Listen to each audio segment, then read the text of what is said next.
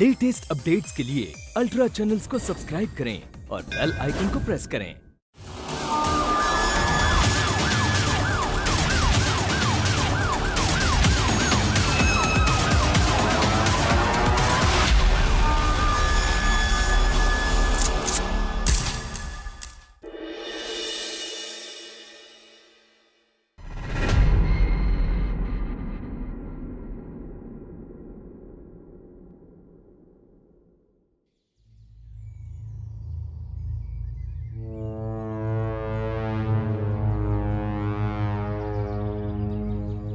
अरे ये बदबू यहाँ से क्यों आ रही है? पता नहीं, बहुत देर से इस घर से बहुत गंदी बदबू आ रही है। पर ये घर बंद क्यों है? कोई दिखाई क्यों नहीं दे रहा है? और यहाँ तो 2-3 दिन से कोई आ भी जा नहीं रहा है। पुलिस को फोन किया? हाँ किया, आती ही होगी।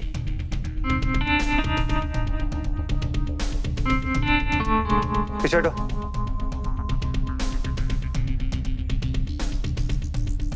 क्या हो रहा है यहाँ पे? साहब ये घर कुछ दिनों से बंद पड़ा है और आज बदबू भी बहुत आ रही है यहाँ से, इसीलिए आपको कॉल किया। किसका घर है? अक्सर ये घर बंद ही रहता है, कौन यहाँ आता जाता है क्या पता।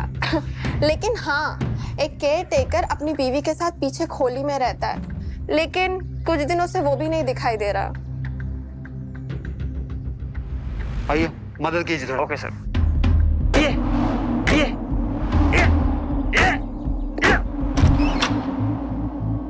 तुम लोग यहीं रुको, कोई अंदर नहीं आएगा।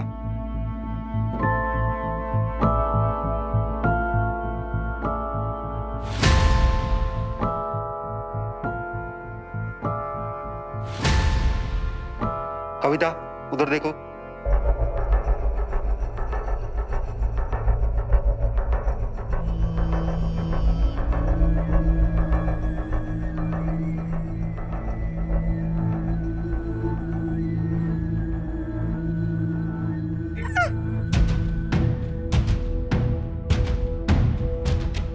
सर, 1 मिनट वहां चलिए।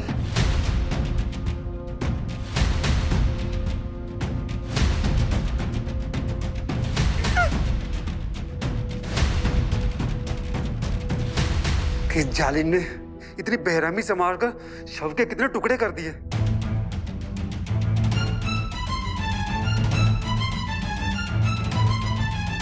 हेलो, निरुपम आवाज में फौरन एम्बुलेंस भेजो।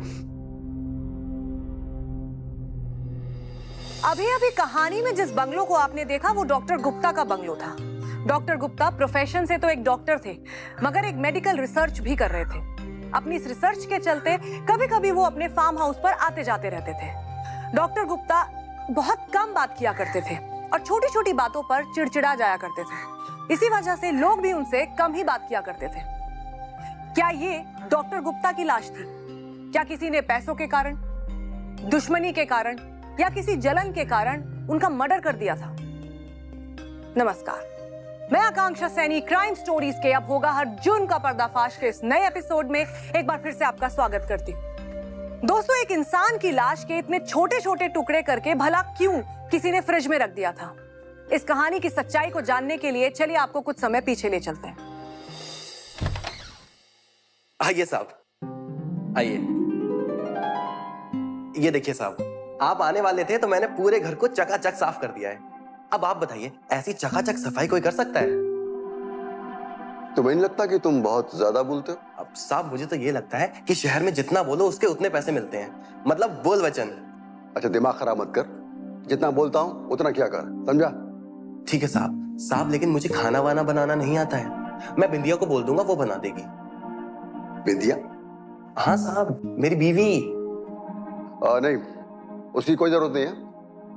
खाना मैं बाहर से मंगवा लूंगा। साहब, मौसम वैसे ही इतना खराब है और यहाँ डिलीवरी देने कौन आएगा?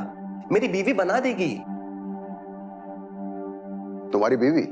जी साहब, आपको बताया भी था मैंने। 6 महीने हो गए हमारी शादी को, लेकिन आप अपने कामों में इतना बिजी थे, आपने तो शादी का कार्ड भी नहीं देखा। मैंने भेजा था आपको। अच्छा ठीक है, फिलहाल मुझे खाने की जरूरत नहीं है। अगर लगेगा तो मैं बाहर से मंगवा लूंगा। सॉरी साहब, लेकिन आपने बंगला ऐसी जगह चुना है ना कि यहाँ पे अगर डिनर का ऑर्डर देंगे ना तो लंच के टाइम आएगा अगले दिन। और लंच का डिनर तक आएगा, यही ना? बहुत बोलता है। जा मेरे बैग अंदर लेकर जा। ठीक है साहब, लेकिन अगर आपको किसी भी चीज की जरूरत हो ना तो आप मुझे आवाज लगा देना, श्याम जल्दी आ, और मैं आ जाऊंगा। यही पीछे ही अपना खोली है। ठीक है, जा। बहुत बोलता है, कहाँ इस नौकर के चक्कर में फंस गए।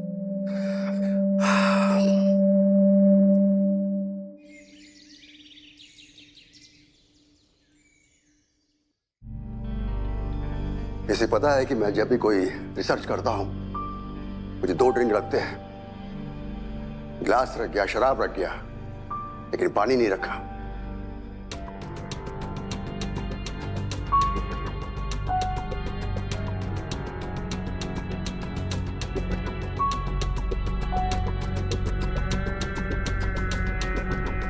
इतनी बड़ी बड़ी बातें करके गया है, लेकिन फ्रिज में एक पानी की बोतल तक नहीं है। निकम्मा कहीं का। श्याम, श्याम,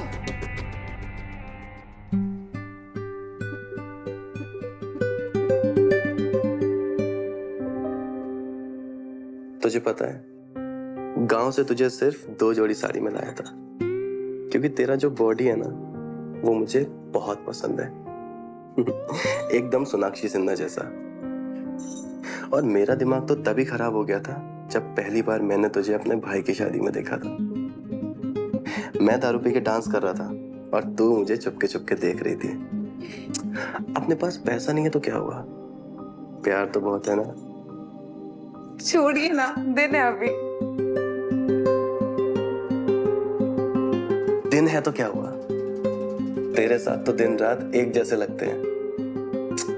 अब शर्माओ मत, अपनी शादी हो चुकी है, अब कैसा शर्माना। अब तो दिन रात प्यार करना है बस।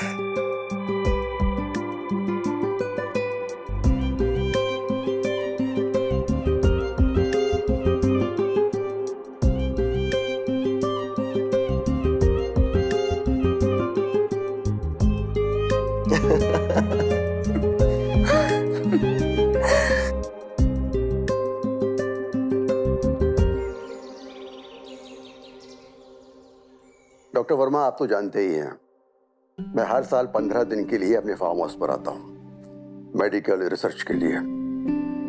हाँ, मैं जैसे मुंबई आता हूँ आपसे बात करता हूँ। ठीक है, बाय। साहब। हाँ, अंदर आ जा। आपने बुलाया? हाँ, ये पर्चा ले जा और इसमें जो चीजें लिखी हैं मार्केट से लेकर आ। माफ कीजिएगा साहब, आज तो हम कुछ नहीं कर सकते। क्यों? क्योंकि अचानक से हमारी चाची और भाई आ गए गांव से, तो आज का तो पूरा दिन उनको हॉस्पिटल में दिखाने में ही चला जाएगा, और रात हो जाएगी तो फिर मुझे वहीं रुकना पड़ेगा उनके साथ। और फिर उन लोगों को तो शहर के बारे में कुछ नहीं पता है ना साहब। और रात को कोई गाड़ी भी नहीं है गांव के लिए, तो मैं तो कल सुबह ही आऊंगा। हाँ, लेकिन घर के बारे में बिंदिया सब जानती है। बिंदिया आपको खाना बनाकर दे देगी। अब एक मिनट, बिंदिया, ए बिंदिया, जी आई। इधर आओ। अब देख क्या रही हो, नमस्ते करो साहब को। नमस्ते साहब। नमस्ते। हमारी बीवी है साहब। और बिंदिया, ये साहब है, अब डॉक्टर साहब है, और वो क्या कहते हैं, साइंटिस्ट भी हैं, और हर साल 15 दिन के लिए यहाँ पर रिसर्च के लिए आते हैं। तो इनका अच्छे से ख्याल रखना और टाइम से पहले पूछ लेना और खाना बनाकर दे देना, ठीक है? साहब हम पीछे ही रहते हैं, आपको जब जरूरत पड़े आप एक आवाज लगाइएगा, हम दौड़े चले आएंगे। हाँ, ठीक है। अब साहब हम लोग चलें फिर? ठीक है, तुम लोग जाओ। चलो बिंदिया।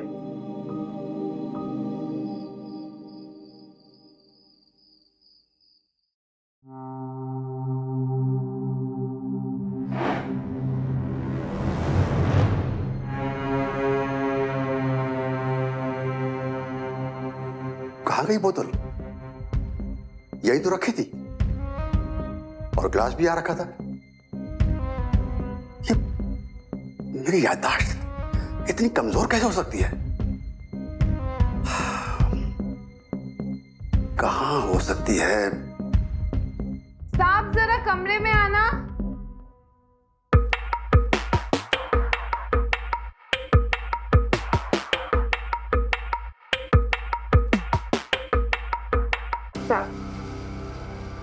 तुम ये क्या कर रही हो? साहब हम आपके लिए खाना बना सकते हैं तो क्या पैक नहीं बना सकते? वैसे भी इन्होंने हमसे कहा था कि बिना पैक के आपको नींद नहीं आती है, बेचैनी होती है, इसलिए हमने आपके लिए लेके आया। Thank you.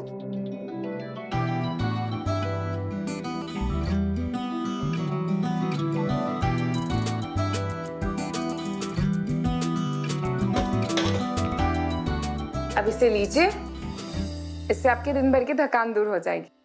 लीजिए। Thank you.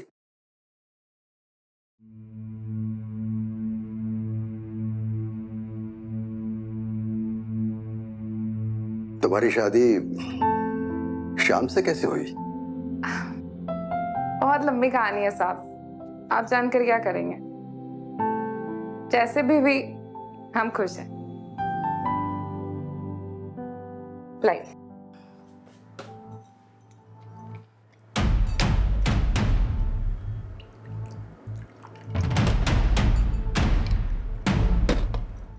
ये देखिए।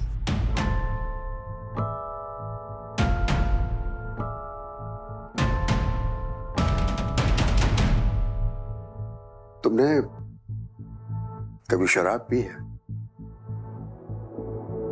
बोलो। मैं कभी किसी से कुछ नहीं कहूंगा।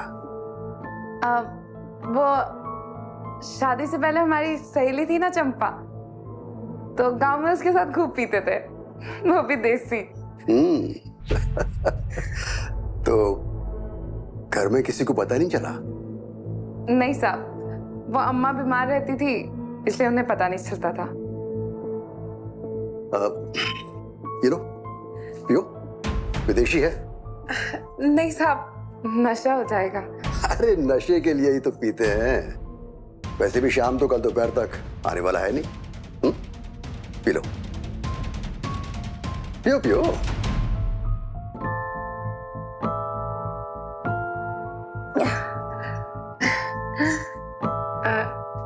साहब मैं आपके लिए खाना लेकर आती हूँ। अरे रुक रुक।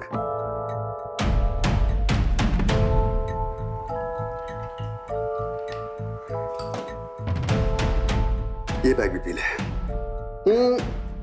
पहला पैग दुश्मनी के नाम का होता है और दूसरा पैग दोस्ती के नाम का। फिर हम दोनों साथ में बैठकर खाना खाएंगे। पी ले।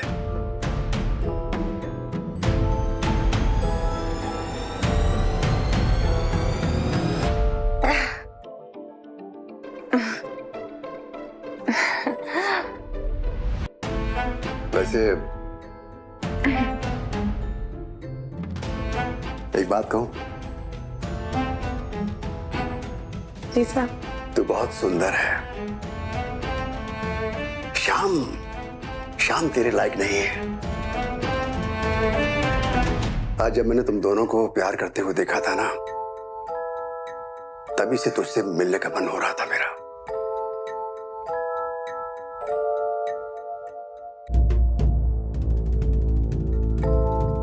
साहब, तो फिर मैं किसके लायक हूँ?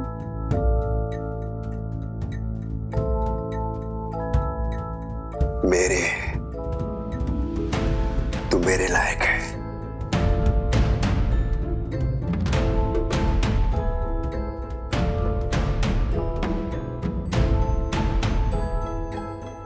क्या साहब, आप भी ना गरीब के साथ मजाक करते हो।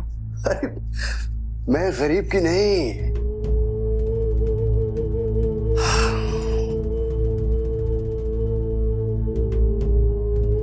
अपने मन की बात कर रहा हूं।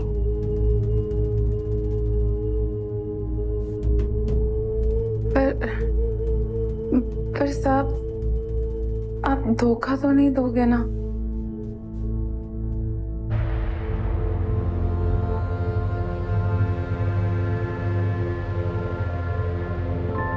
नहीं, अगर तुम मेरे साथ रहोगी ना, तुम्हें कभी धोखा नहीं दूंगा।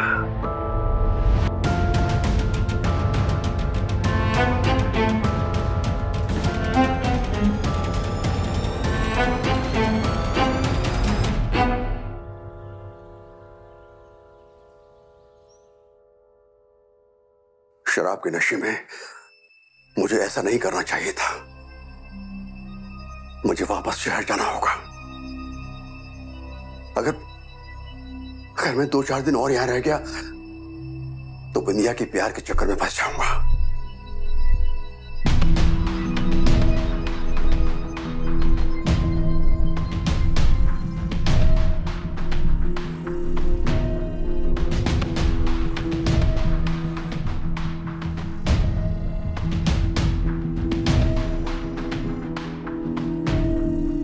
आधा घंटे पहले फोन किया था। जब जाना नहीं था तो बुकिंग क्यों ली? अब तुम 4 तरह के बहाने करोगे। देखो, मैं तुम्हारी कंप्लेंट करूंगा, इडियट कहीं का। अब क्या हुआ साहब? सब ठीक तो है ना? और ये बैग? शाम वो अर्जेंट मुझे कुछ काम आ गया, इसलिए शहर जाना पड़ रहा है। साहब आज रात तो रुक जाते। मैंने और बिंदिया ने कितना कुछ सोच कर रखा था और आपने सारे प्लान का सत्यानाश कर दिया। क्यों बिंदिया? आज ऐसी क्या खास बात है? साहब आज हमारा जन्मदिन है। ओह, हैप्पी बर्थडे टू यू। धन्यवाद। हमने सोचा था कि हम तीनों मिलकर पार्टी करेंगे। वैसे भी इस शहर में आपके अलावा हमारा है ही कौन। रहने दो बिंदिया, साहब कहाँ हमें अपना मानते हैं। कोई बात नहीं साहब, आप वेट कीजिए। मैं मुन्ना की बाइक लेकर जाता हूँ और आपके लिए टैक्सी ले आता हूँ। करो श्याम, जब तुम लोगों ने मुझे अपना मान ही लिया है तो फिर मैं आज नहीं जाऊंगा। लेकिन एक शर्त है। कैसी शर्त? पार्टी मेरी तरफ से होगी और अभी होगी। वाह साहब, क्या बात कही आपने। चलो पार्टी की तैयारी शुरू करते हैं। बिंदिया तुम बोतल लेकर आओ। हाँ अभी नहीं।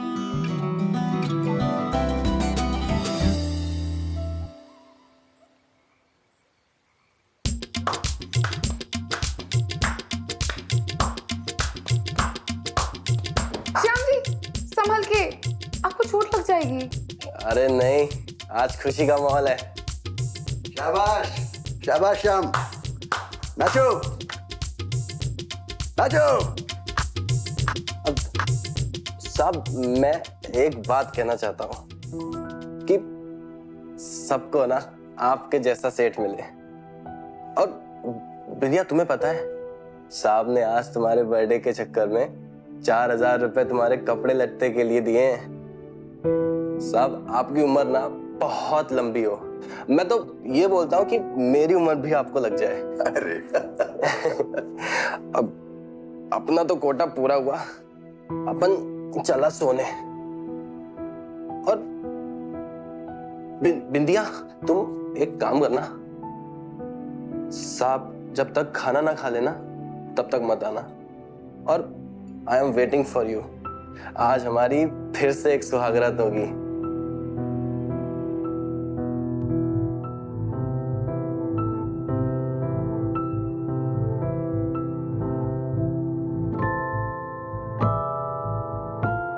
मेरा आज पार्टी देने का सिर्फ एक ही मकसद था कि मैं तुम्हें बताऊं, कल रात शराब के नशे में हमारे बीच जो कुछ भी हुआ वो शराब का नशा नहीं था, उसमें मेरा प्यार भी शामिल था। हमको भी बहुत अच्छा लगा। डॉक्टर साहब, क्या आप हमें हमारे निखट्टी पति से छुटकारा दिलाकर हमसे शादी कर सकते हैं? हाँ क्यों नहीं, बिल्कुल। पैसे की मेरे पास कमी नहीं है। शहर का बड़े से बड़ा वकील करके पहली तारीख में तुझे शाम से तलाक दिलवाऊंगा। सच्ची? हमने कहानी में देखा कि डॉक्टर गुप्ता एक रिसर्च कर रहे थे, जिसके चलते वो कभी कभी अपने फार्म हाउस पर आया जाया करते थे। लेकिन इस बार अपने फार्म हाउस के केयरटेकर श्याम की बीवी बिंदिया पर उनका दिल आ जाता है। नशे की हालत में दोनों बहक जाते हैं और शारीरिक संबंध उन दोनों के बीच बन जाते हैं।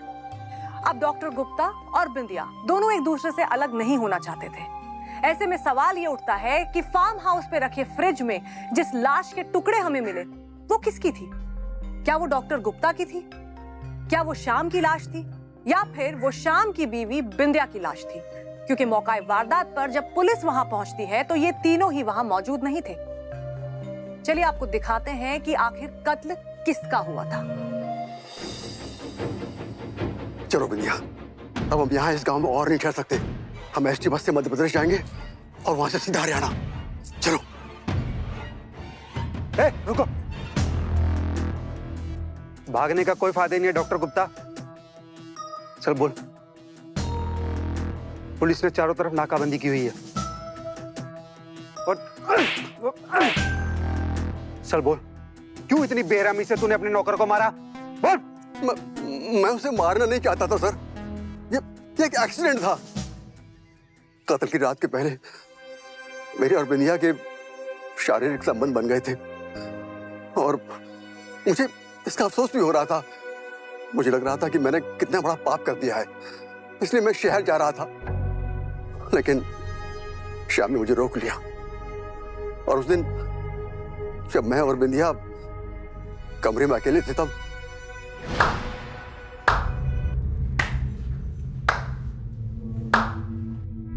अच्छा, तो मेरे पीठ पीछे तलाक की तैयारियां चल रही हैं। श्याम! अरे हटिए, कमीनी औरत, तुझे गांव से 2 साड़ी में लेकर आया था और शहर की चकाचौंध देखकर तेरे मन में लालच आ गया। मैं कहता हूं मत मारो उसे। ज्यादा चौधरी बनने की जरूरत नहीं है, मेरी बीवी है वो। उसको अगर जान से भी मार दूंगा ना तो भी फर्क नहीं पड़ेगा, समझे? श्याम! मैंने कहा मत मार।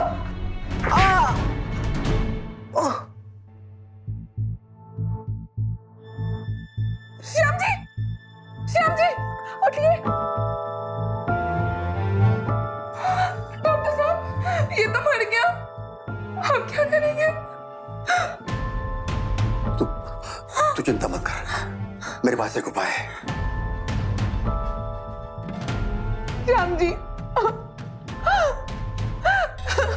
श्याम जी, श्याम जी। डॉक्टर साहब, ये क्या है? तुम मार जाओ। तुम मार जाओ।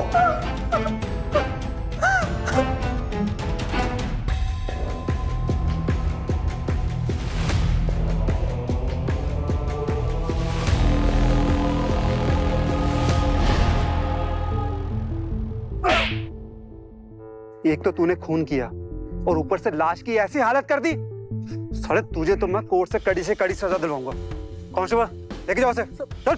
अबे चल।